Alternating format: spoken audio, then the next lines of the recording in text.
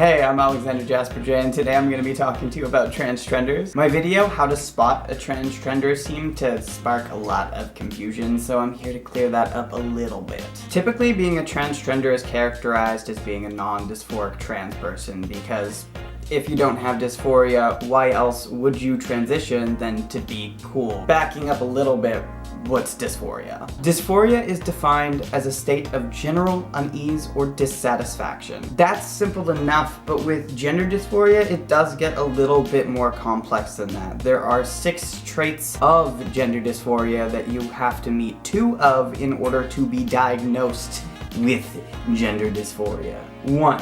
A marked incongruence between one's experienced/expressed gender and primary and/or secondary sex characteristics. 2.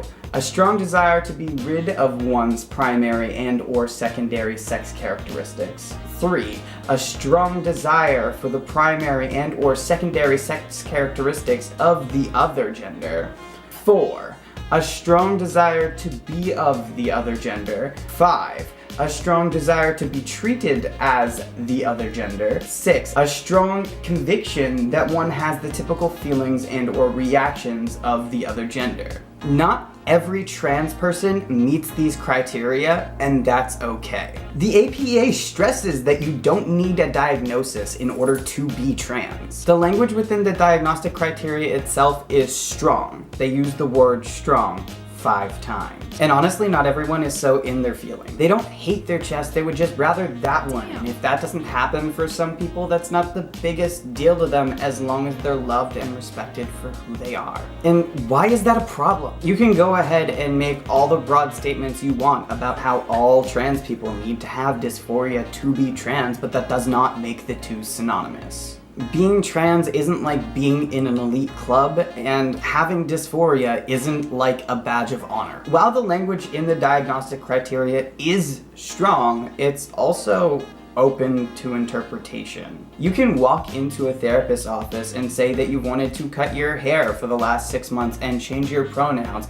and walk out with a diagnosis of gender dysphoria, but that doesn't necessarily mean that you experience dysphoria in the classical sense. There's no necessity for a state of unease or discomfort. And it's that way by design in order to protect trans people and ensure that they do have access to medical transition if needed. I'm not kidding, that's why the change went from gender identity disorder to gender dysphoria in the DSM-5. They actually thought about removing the condition from the DSM-5 altogether, but that would mean that people who do need access to medical transition would be screwed. In other words, gender dysphoria is considered a condition because being trans leaves you susceptible to other conditions, which in some cases can be subdued through means of medical transition. Side note, most people who do detransition do wind up transitioning later on in life anyway, and even if they didn't, why do we as trans people feel the need to do the most to make people uncomfortable while they're figuring things out? If they do regret it later on, then that sucks, but it's not that often that somebody transitions medically and then winds up detransitioning. I'm not saying that it doesn't happen. I'm saying they're the outlier, and instead of using these people's stories to attack your own community, you can understand that they're the exception, not the rule. In summation, Transtrenders don't exist. You're just mad your life is hard.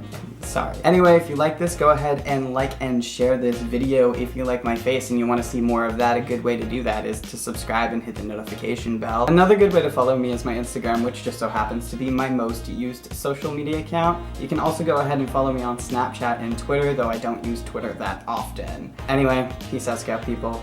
Bye!